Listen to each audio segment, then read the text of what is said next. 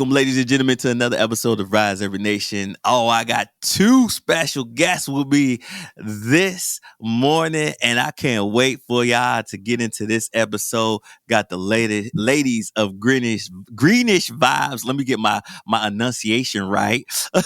got got my friend. Hold on, let me make sure I get it right because I said Danicka early but I was supposed to say Danicka. Correct. And Olamiji, did I do it correctly? Yes. I want to put some respect on the names. How are you ladies doing this fine morning? Very good. Very great. Wide Now, awake. I know y'all just came from an event. What event did y'all just came from? Tell us about this event that y'all just came down from. Yeah, it was a F45 community market down in Chula Vista, Otay Ranch. They do this every third Saturday, and we are signed up through April to attend. It was a great time. All right, you make sure they get that luxury Greenish Vibes in their system. They did. We had the incense burning. Mm-hmm. People were coming, so it was good. now, I never got the full story on how you two met and how this idea came to be. So tell me your backstory. How did you met? How do you know each other? Well, yeah, we're both from Chicago. Okay. So we met in middle school in 7th grade. We were in homeschool together. Mm-hmm. And so we became best friends. So we've been best friends for over 20 something years.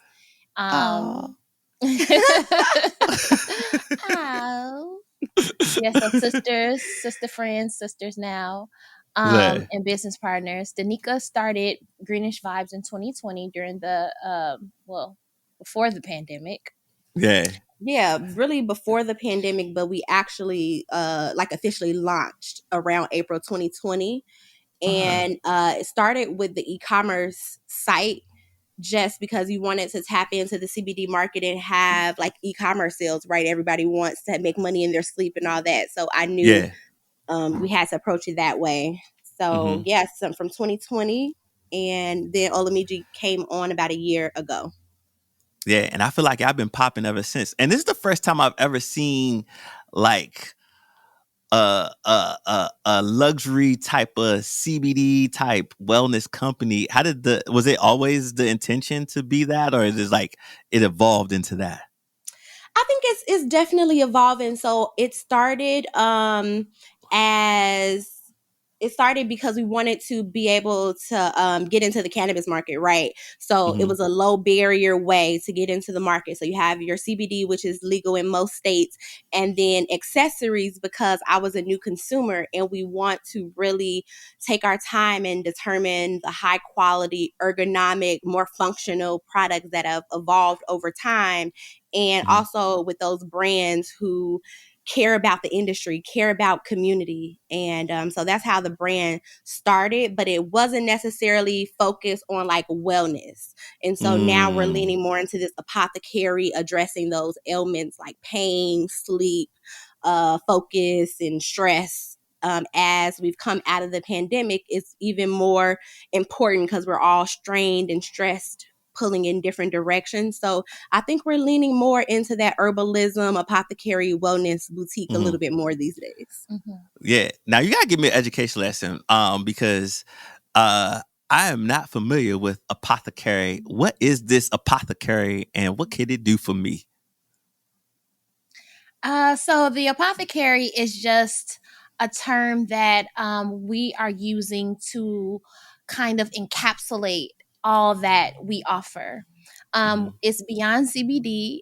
We want to introduce to our community and build community around the idea of herbal-based medicine, like food being your medicine, and just other ways and modalities to address what everybody's going through, and ways to incorporate different products and modalities into one's holistic self-care routine. And so it's just a term that we started off as just Greenish Vibes, but the Apothecary, so that people can really identify us as a solution to everyday ailments utilizing natural modalities and products and the experiences too that accompany them coming into contact with us. So yeah, I love kind of that. like I love a personable you know, so like the approach. pharmacist, you know, like what's going on, talk to us about, you know, what are you feeling, how are you sleeping, or you know. Yeah, y'all like the modern day village doctors. 'Cause I feel like if you go back to Africa, I mean, we got African roots, and my Nigerian sister, hey, I feel like that's like normal to us to look at sometimes the natural herbs and the remedies to really have a more holistic view of wellness, right? Which is not like that in Western culture, and has it been for some time now, which is seeped into Westernized Black culture, where we this is a foreign term to us. It didn't, but I feel like 2020 and a little bit before 2020, you know, wellness has been growing in the Black community. We talking about therapy now. We talk about mental health. We talk about eating self-care. better and self-care, right? Better. Like, oh wow, like how, like with you, I don't know, is there a difference between trying to educate the Black community and the African community on this, and how you engage them in this? So like, has it been different? Like, are you Nigerian like, my friend, what is this? So that's what are you? interesting that you asked that question. Nigeria has a huge stigma against cannabis, period.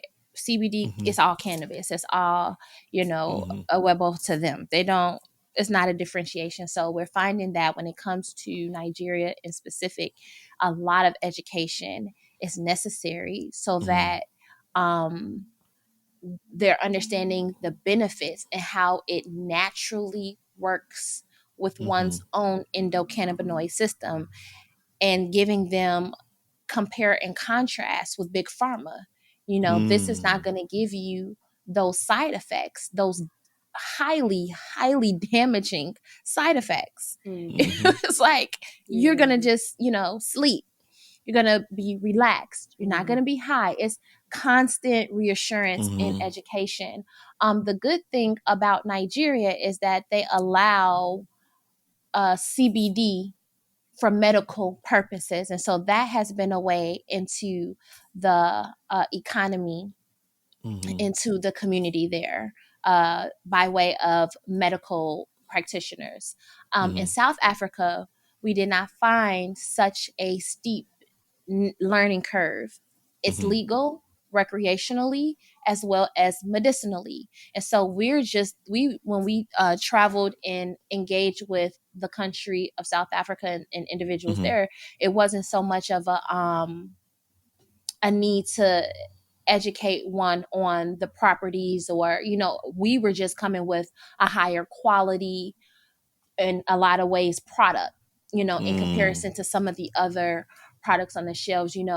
One of the brands that we carry, Papa and Barkley, has our number one seller is a relief body oil.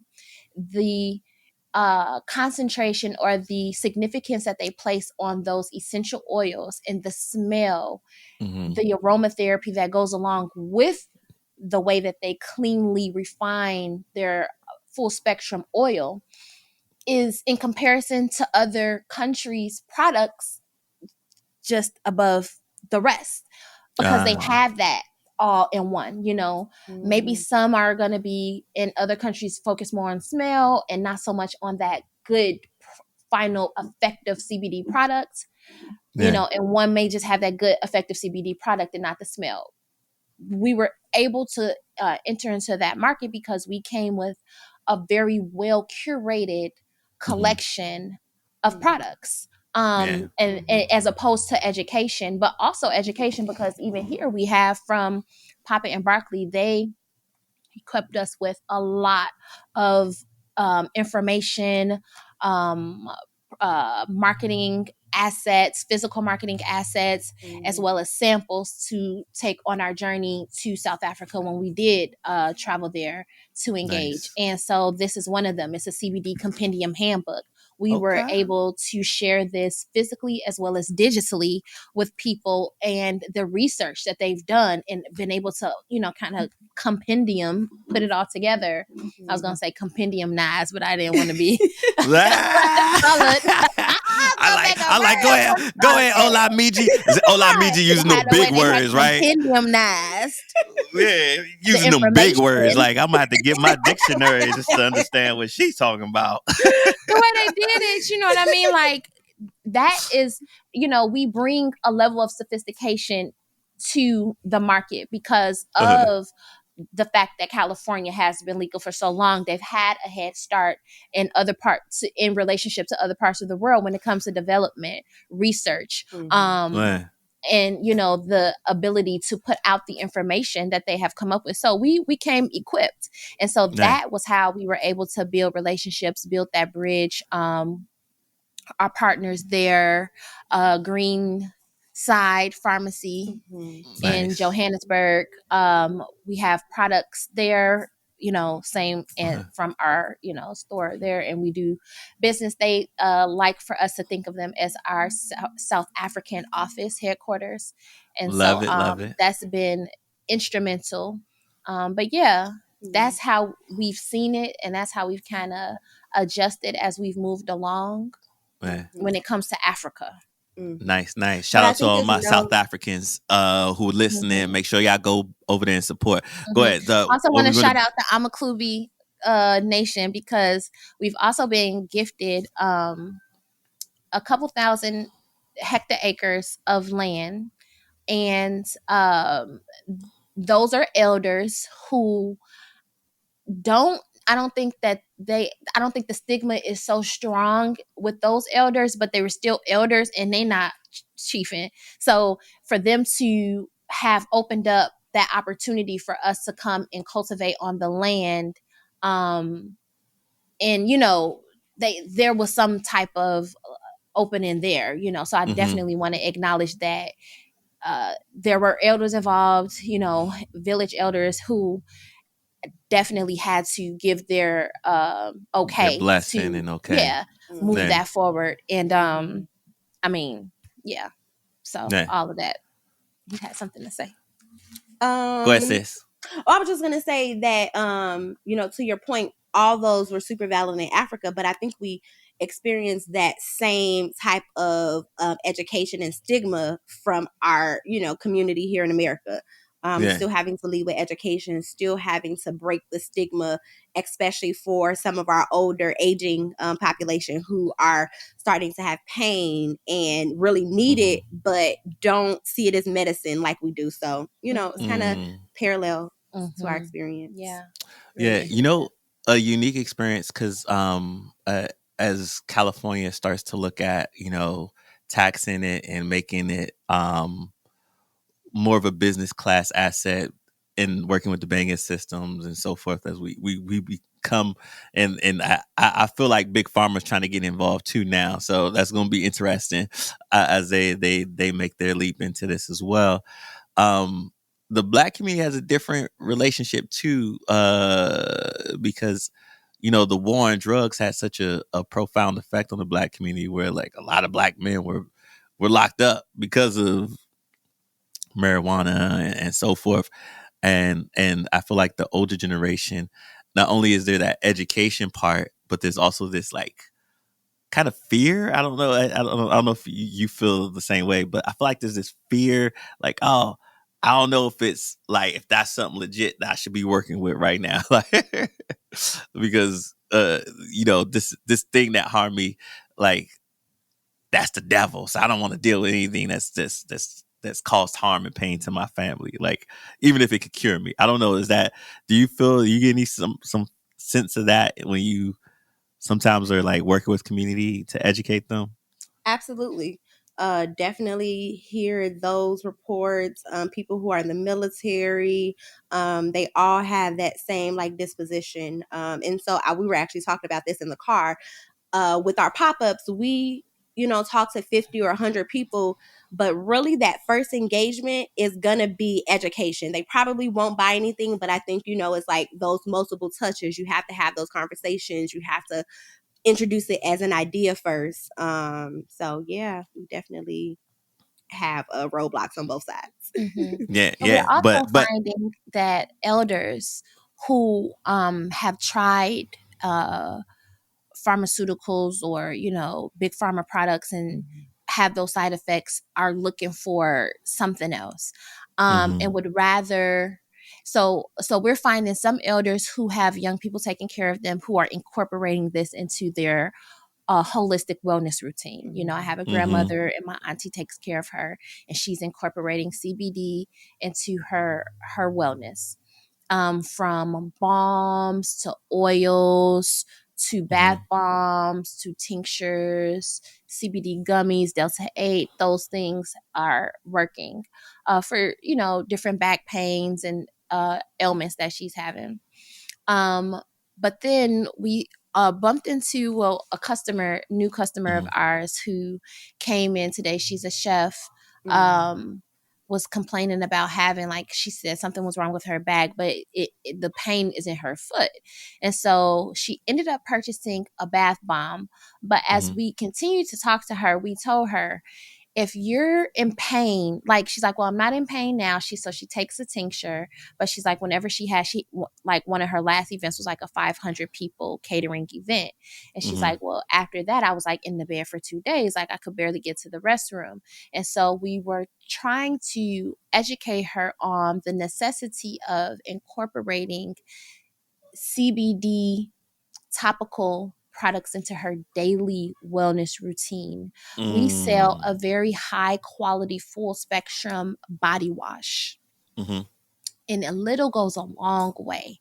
But if you are in let your pores be open, use a hot shower, hot bath, and work this stuff into your skin, you will be amazed at the relief you have. And I think people are so used to pain that they don't really understand what it means to daily treat yourself so you're not in pain.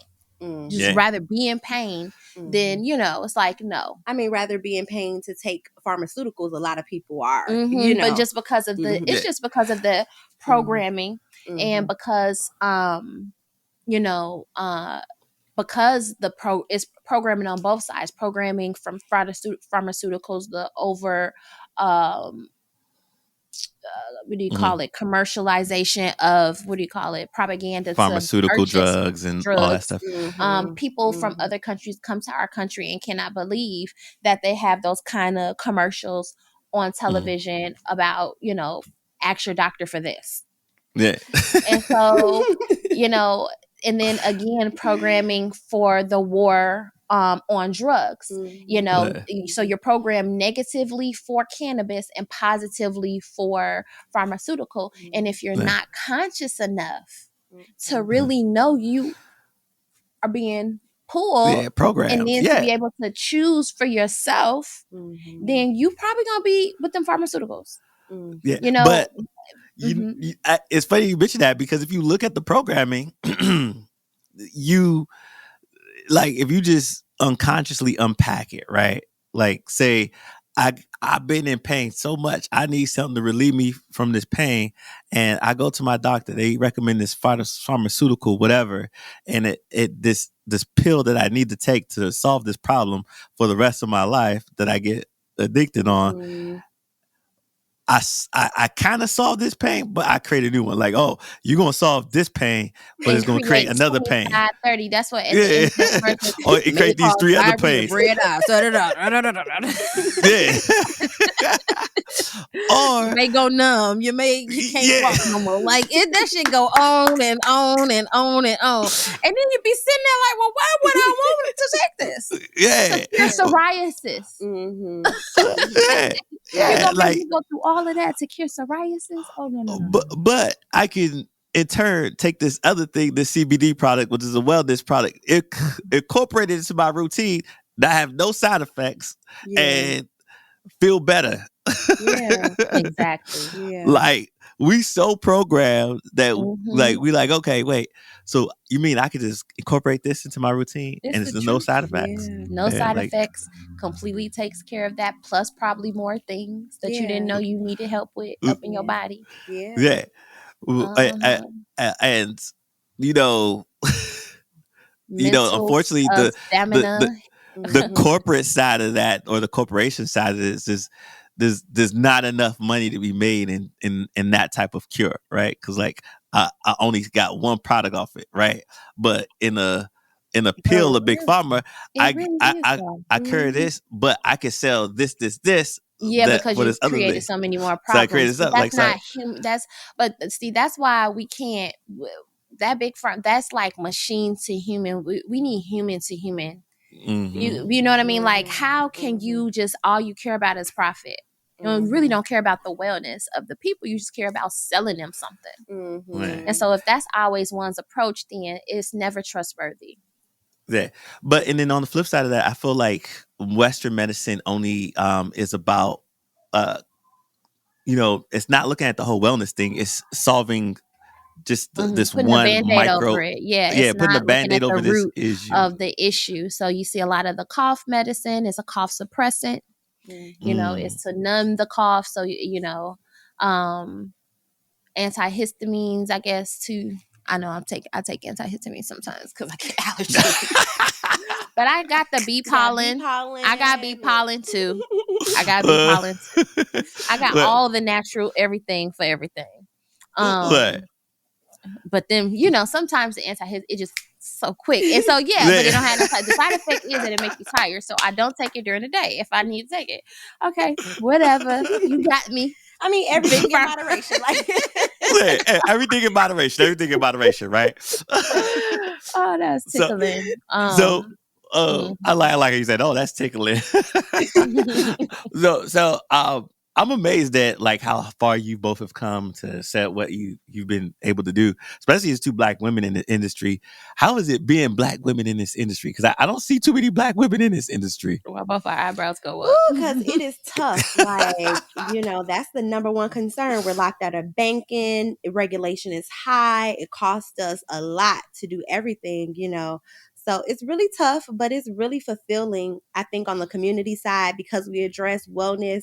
And then we've been blessed with so much. If this is our part to be the bridge for like the other counterparts who are making the products and we get to curate them. So I think we're in a good gap. So it's pretty Yeah. fulfilling, but it's So tough. how do you deal with difficult business related news that directly affects you?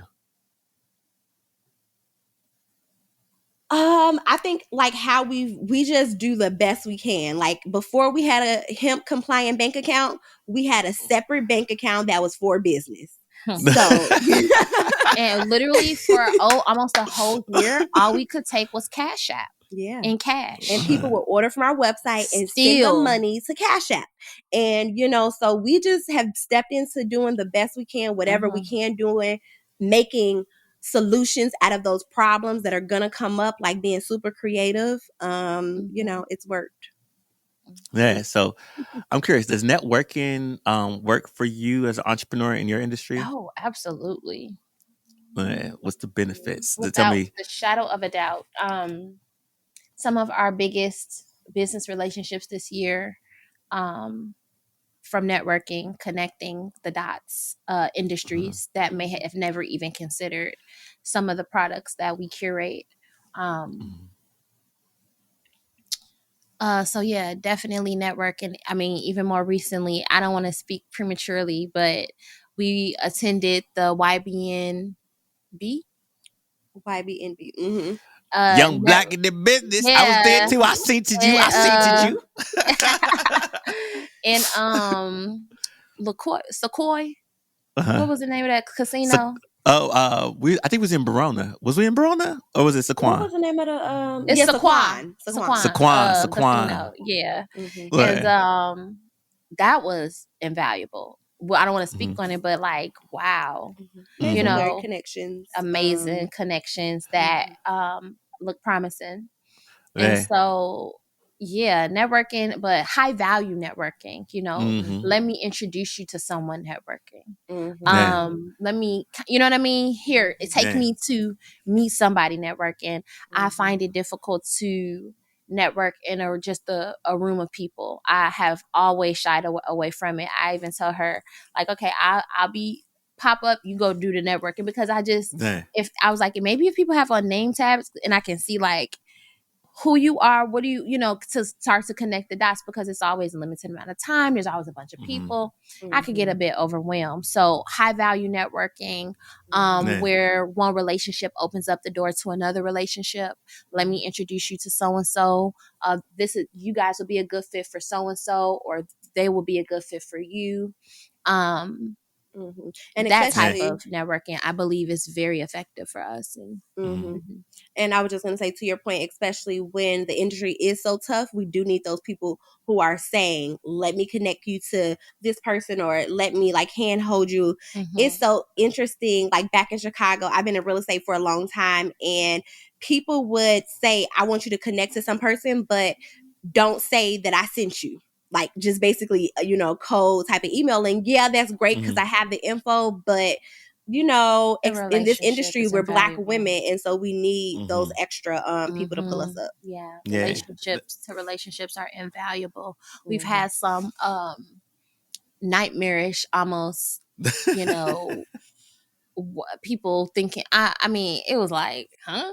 It's like one person told us, "Oh, hit so and so up on her Instagram and tell her brother friend." Wow. Type of introductions. Like, I wait for the like Look, I want the warm handoff. Give me the direct plug. Don't do that to me. Don't. Just like. So yeah. And big shout out to Young Black in Business. Like I remember talking to them at the height of this project and seeing them grow and then manifest a dream. It was all a dream. Yeah, that was beautiful. It was like just to see what it is today. Speaking of dream, what's your biggest dream for what you all are creating in your entrepreneurial journey? I think for me, it is to connect culture with community and economies, for one. I definitely see us in having flagship locations in multiple cities, just to kind of broaden and better build our community and partnerships. Like I am looking forward to kind of owning the CBD or apothecary space, like Martin Ash or Cookies. You have those big names for on the THC side, like when it comes to a dispensary, but nobody's really talking about the wellness side of it. So I'm looking forward to owning that part of the conversation. Anything to add? No, you took care of it. Looking forward to vertically growing, integrating our business, and connecting all of our babies together, all of our brands together, especially when it comes to South Africa and that land and the ability to grow there.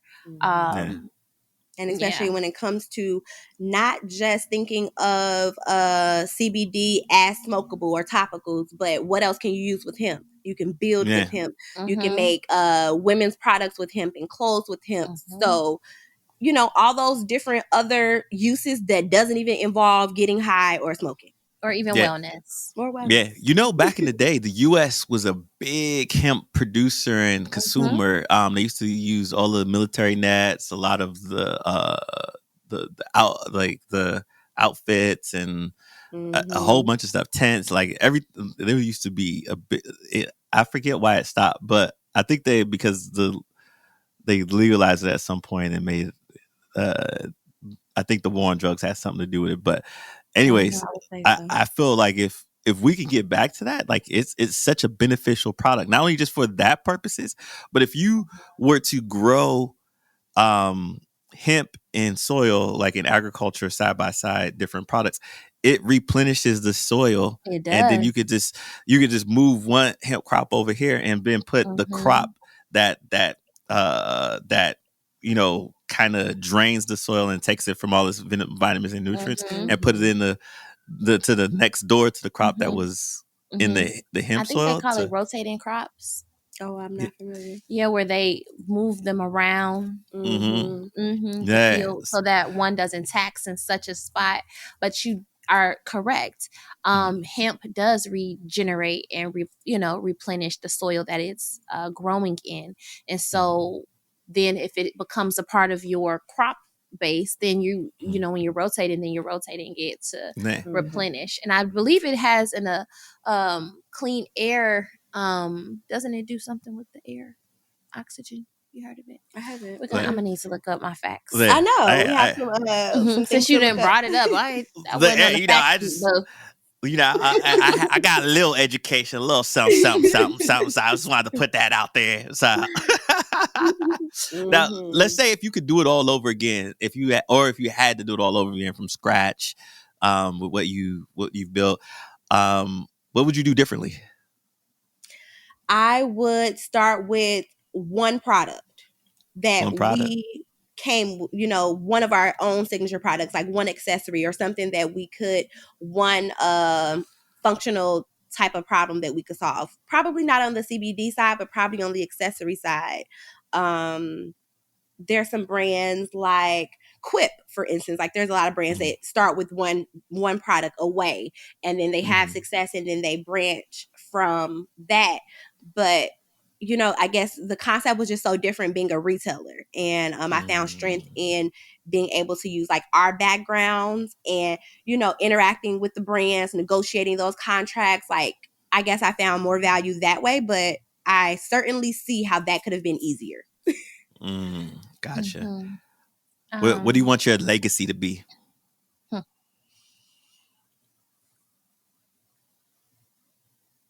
Growing food, feeding people, building community. Being a catalyst for the normalization of cannabis. Okay. Oh yeah, that's our vision statement. My bad. I mean, he said legacy. I'm thinking from my life. I think this. I mean, yeah, absolutely. But that's the point. Yeah, so that all these things lead into that. Period. This is. Yeah, we got a lot of aspirations in music and fashion, and there's let's a lot go. to Let's do it. Let's do it all. Let's do it all. This is supposed to be our bank. There you go. I mean, it will be. There's so much opportunity. We just talked about so many different ways that doesn't even involve us getting a license, a THC facing license, which we don't have. So there's a lot of money. There's a lot of opportunity. There's a lot of ways for people to get in cannabis just in their own industries, as an attorney, as a marketer, as a doctor, a massage therapist. Like, you can specialize in this industry and be Black faces in this industry, which we need. So there's so much opportunity, and it will be our bank. So there you go. I ain't mad at that. Who's your entrepreneurial idol when you look at people who's really doing things? Pinky Cole. Who? Pinky Cole. Slutty vegan. Oh, okay. I love slutty vegan. I mean, I have some aunties who I adore, like Aquarius Maximus and Miss Diamond. I mean, they're in more of they're cardology experts, and so I like entrepreneurs. The first one is the one that I believe that we have identified as someone who we really admire. Pinky Cole with Slutty Vegan, with how she stayed true to her brand and how she focuses on building community and being authentically herself to her community. How she did I say build community? Yeah. So say it again, because she just is really admirable. The courage that she has and how she set on that vision. Really, yeah, great example. But also to that, I think we have a lot of strong Black women in our families. Like my mom was an entrepreneur my whole life, buying and selling real estate. We opened a juice bar, her, my mom and sister, probably 15 years ago almost. And so all of those things we had never done, but they were entrepreneurial at heart, So absolutely. We have a lot of great examples of strong Black women in our families.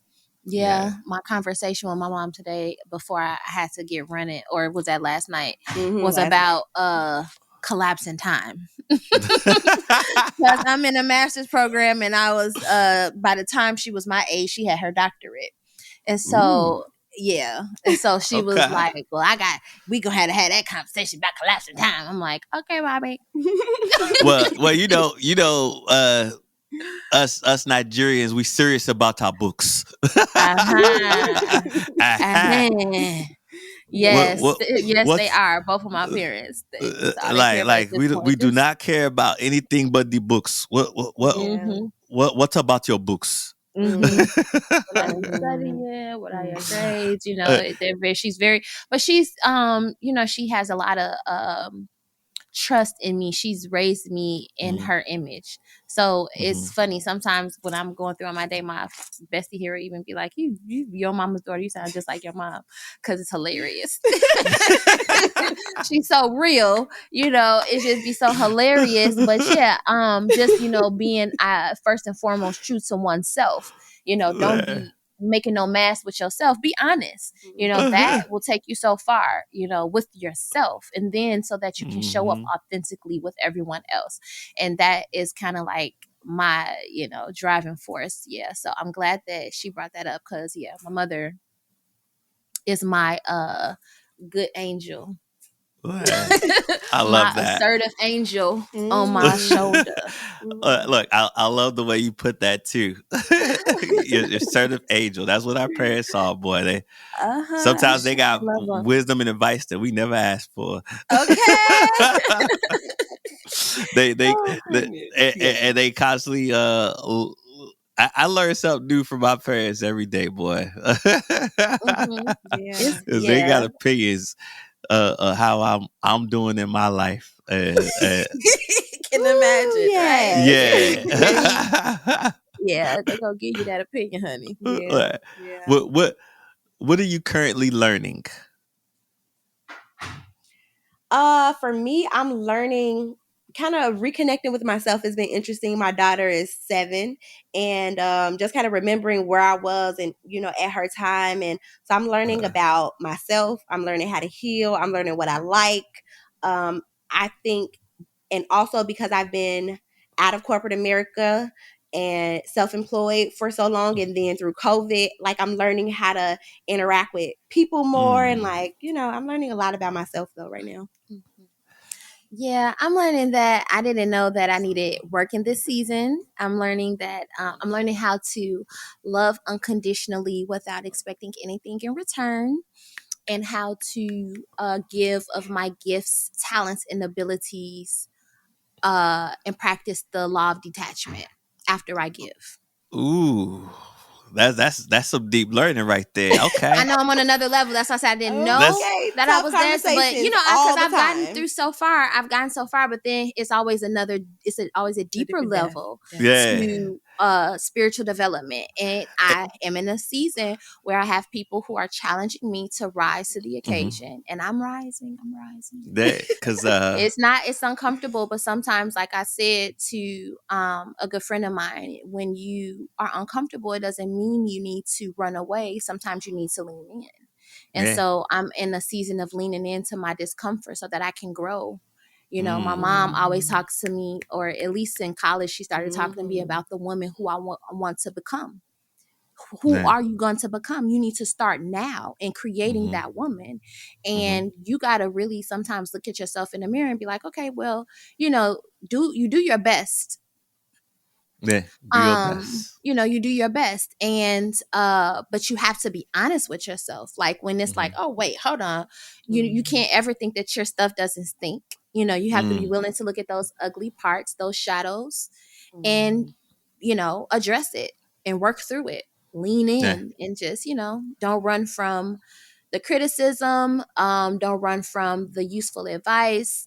Don't run from those feelings that make you uncomfortable, but that stretch you, you know. So that's where I'm at. Ladies and gentlemen, you tuned into another episode of Becoming with Michelle Obama. That mean my man gonna be a Interestingly enough, both of them gave me a scholarship when I was a freshman at Tennessee State University. Shout Ooh, out speak to on it. President Barack and First Lady Michelle Obama. Look, they Yeah, didn't. it was from the Congressional Black Caucus Spouses Foundation.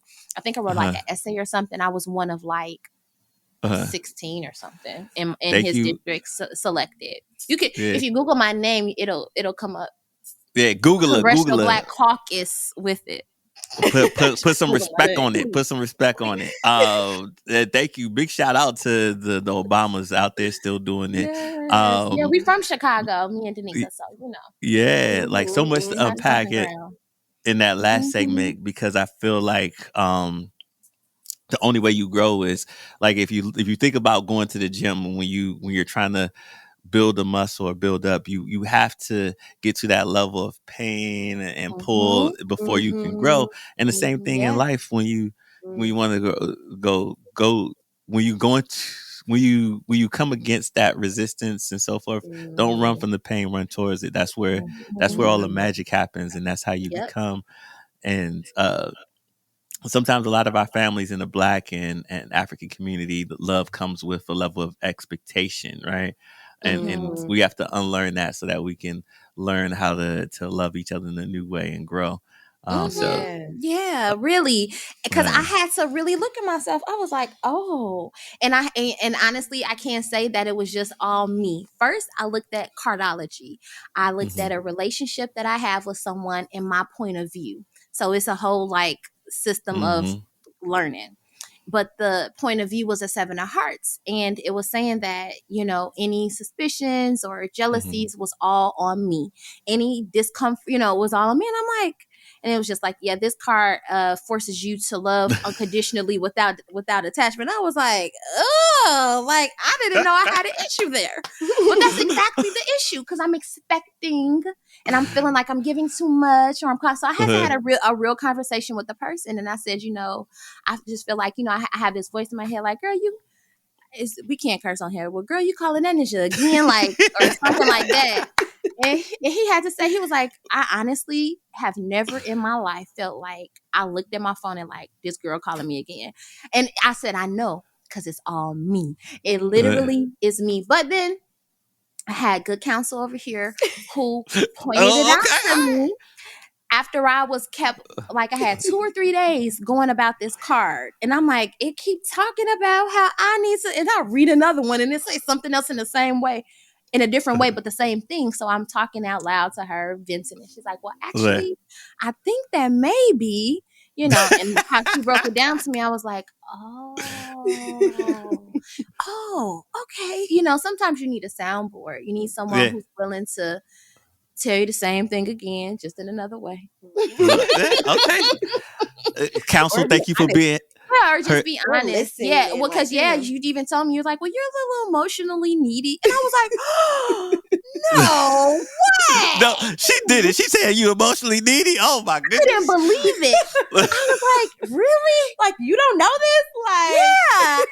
I thought I was real standoffish. Like, not to the people who are in. So the people that are in, I guess I'm giving them all the love because I ain't, I'm not letting a lot of people in. So then when she said that, I was like, okay, so I have to be honest and own up to it. And it doesn't mean there's anything wrong with it. I'm being honest about who I am. I may be a little bit, and then I need to know, okay, that's you. Pull it back in. Go read a book. So now I'm curious about this dynamic because it seems like you both are sounding boards for each other in business. Who plays what role? Like, she's the boss. I love to say that because it removes the responsibility. Like, I feel like the boss at home, in business, in life. Like, I'm the responsible one. So wait, are you the organized one? Are you the strategy person and she's the creative? So it's like levels of organization. So I am the strategist. She's the CEO. So it's like, it goes back and forth. She's really good with the final calendar. But the lead up to the calendar, I have a lot of pulling her back into focus on getting to the final calendar. And so if we look at it like that, and then when it comes to like finances, that's all her. So when it comes to relationships, strategy, messaging, outreach, that's all me. Gotcha. So, you know, we're still figuring that part out, but as we hire this in 2023, it'll get a lot clearer in terms of responsibilities and who's doing what, because it started with me doing everything, and so now even I'm having to let go of the reins a little bit. So is she having a hard time letting go of the reins? No, she's not letting go of the reins. But she's just, I think, because maybe even of our friendship, she has to get just more comfortable with delegating, and also because of who I am. So it's like, oh, now when do I tell her what to do, and when do I can't tell her what to do? So it's like when it comes to shipping and stuff, she should just be like, go print these labels. But she still be like, okay, I'm gonna print the labels, and then you know what I mean? It's like, I'm this to the SOP, and so when I can say, because I don't like to give people instructions without having all the details. So we're like big on standard operating procedures. So like making, because business is moving, we're constantly making an SOP. So it's like, okay, today we're gonna do this job so we can make SOPs. You know, it's like, how, you know, and all our SOPs, we're going to carry this wagon. But in these SOPs, you know, it's like, and now we're making SOPs for us versus SOPs for employees and brand ambassadors and things like that. So it's, so we're growing, but the thing is, the beauty is that we're both willing to go with the flow. It's like, you know, nobody's getting an attitude. We even have an elder in Kosi in Sele in South Africa. He had said it down. He said, because y'all work so closely together, he had a translator. He was like, y'all have to be careful not to get upset with each other. It's, you know, when you tit and tat. You know, because you're so close. Like here, you're in business, you're friends, you know. So he made sure to sit us down and have a conversation with us, because we're still business at the end of the day. We gotta. Interesting. Daddy's talking to us about being sisters and the importance of sticking together no matter what happens in the bush of South. I mean, we was in the mountains. You know, anybody know Amakuzi territory? That's Zulu, KwaZulu Natal. That's in Zululand. You know, them Shakas people. So, very, very intentional. I'm curious, what's the hardest way for you to learn and why? I can tell you the easiest. Probably in a book. In a book? A standard operating procedures book? Yeah, experience is the best teacher for me. So it's like these degrees be stressing me out. The hardest way for me to learn, I would say kind of in a book too, but I've been really leaning into reading more often. So I would say verbally, because I really do enjoy it being there written down for reference. Like, am I doing it right? Did I miss anything? Double checking. So if you told me it was probably not good enough, I probably needed to write it down. If I knew he meant like, what's your learning style, I would have said the same thing. Is that what you mean? Okay. I meant like, what's the hardest way for you to learn something? Yeah, I would say the same thing. Because I can't hear. I mean, I can hear, but I gotta see it. So like, I'll be like, okay, well, just text it to me. Literally. Like, are you taking notes? How do you handle criticism? Patiently. I'm gentle with myself. I listen. I'm gonna take it. All right. I do, because I understand that if someone's giving me criticism and I try to resist, then I in the future may miss a blessing because I'm not willing to listen. Right. You know, I didn't start off this way. Right. But I've grown to learn how to get the jewels. You know, I've been polished and refined and sold into by some of the greatest minds of this world some of the greatest hands of this world. And in order to have gotten that, I had to be quiet. I had to listen and just be patient. And I'm still being patient. I'm still being quiet, and I'm still listening. It's very painful. It's very painful. It's very painful. I think that's definitely something that I'm working on now. I have a fiery personality, and because I am deemed as like the responsible one, people look to me for order, and so and because of just the sheer way that I am like liking to have checks and balances, like I always think I've done it the right way, the best way. So being more mindful, like my way is not the only way, and giving more people their ability to use their own OREs, so that's something that I'm learning, but definitely being more mindful. Okay. All right. I love how you all both balance each other out in that way and still give each other space and grace. Let's get to the business side of things. And then I got one question too, because a lot of times young people, I know they listen to this podcast episode, like say let's think about the students who are just coming out of college or high school. They got these big aspirations. They'll hear that they want to in goals. Like for example, I remember talking to one group of students. They were like, "Yeah, I got my degree now. I'm supposed to make at least 80 to 90K in this job or this business I'm going to create." And I look at them and I'm like, wait, hold on. That's not how it works. Like some people go through different transitions, right? So one thing I want to know is like, what was your first job? First job? First job, because I want people to see the journey of becoming. I was a shift manager at Arby's. What? I would have summer never I guessed graduated from high school, and yeah, they gave me crazy responsibility at 18 years old. But tell them about your Dixie Mine Queen. was way earlier. I was 14. I was a cashier at Winn-Dixie.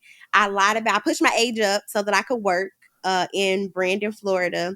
And I remember walking to work, and before you knew it, I was like a supervisor, like managing, literally at 14, opening and closing the store. So, and throughout high school, I worked, and I graduated high school a year early.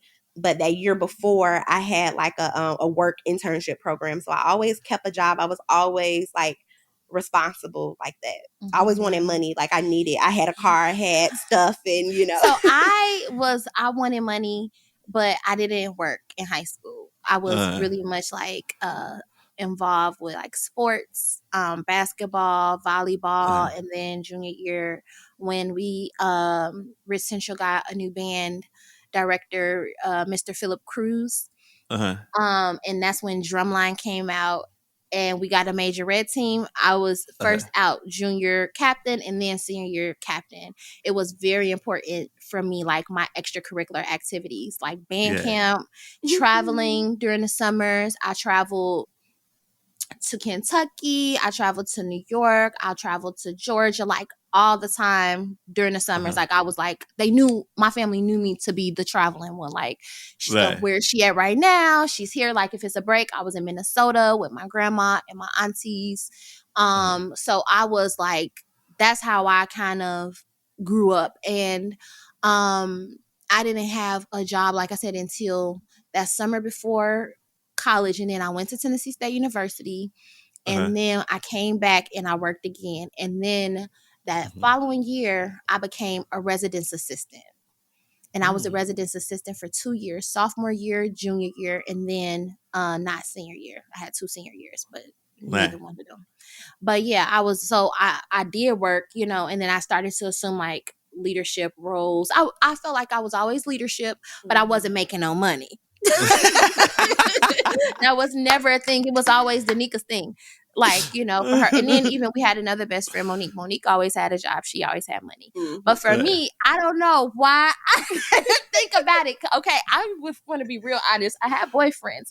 And my boyfriends I will always say, like, extra money. My mom, of course, gave me money. But any extra money, Honestly, my best friends and my boyfriends. Okay, I'm being all right. honest. Like, She got her I was little just side always hustle. You see good. that? Her little side hustle. Right. It's just literally what it was. Because I remember somebody had the nerve to call me bougie. And like now, like, oh, I remember her. She was bougie then. But I wasn't the bougie one. It was them. I didn't ever have no money to go be bougie. My grandma did take care of me. Shout out to Nana. And my cousin Shout out to Kia, she Dada. used to work at Foot Locker. She used to hook me up. So yeah, but no. Shout out to grandma keeping you My grandma bad and hooked me bougie. up. Like Coach, Guess, Dooney yes, and Burke. Dooney and Burke, Timberland, Jordan's, Granny. Thank you. I Because I love didn't it. I have no love it. money. Now, Look, I love it. The things that it's the come out. truth. So you see, they went from like at least one of them went from running stores to owning stores. Yeah. We just incorporated my skills in another way. Yeah, there you Yeah. go. I ain't mad at it. I ain't mad at it. Now I know there's gonna be a lot of young women that just hear this episode, get inspired by your journey, your story, your admiration for each other. When it comes to starting a business and what would you say were the important steps that you took to get to where you are in your business, to getting your business started, like that you would give to somebody who's listening to this, who's like, man, I think I've been talking about doing this and they did it, and I think I could really do it. So what steps would you get? What steps would you say was important for you if somebody was to follow some of those steps? Well, first, the first thing I did was, of course, you want to apply for your EIN number.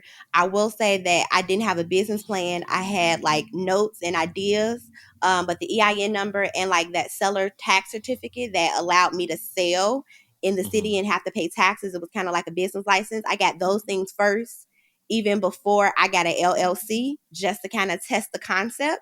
And then I don't know, maybe it wasn't even either later 2020 or early 2021 was when I finally was like, okay, I think we have traction. We can go ahead and do the LLC.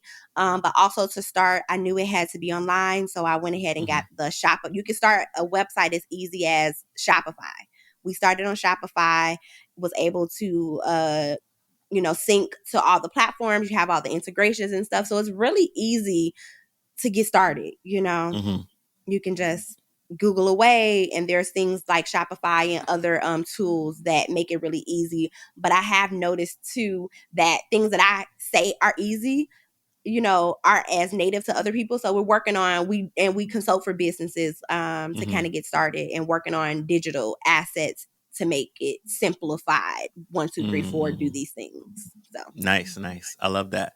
Now, what if somebody wants to get into the cannabis and CBD space? I don't necessarily want to be a business owner, but I want to be working in this industry because I see the potential. I love the wellness aspect of it. What's some advice you would give somebody who wants to, come into your industry?